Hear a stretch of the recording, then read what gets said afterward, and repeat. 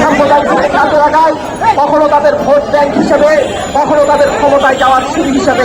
এই কারণে আমরা দেখি যে ভারতে এখন যে এই যে হিন্দু নির্যাতনের ঘটনা, এখানে যেমন আমার জন্ম, শাইনের জন্ম, সবুর জন্ম, এখানে অপর্ণার জন্ম, এই মাটির সন্তানরা, এখানে সঞ্জয়ের জন্ম, এখানে অপুর জন্ম, এখানে আমাদের আরো যারা নেতৃবৃন্দ আছেন সবার জন্য। ওরা এই দেশকে অন্যের গোলামীর কাছে বিক্রি করবে কেন?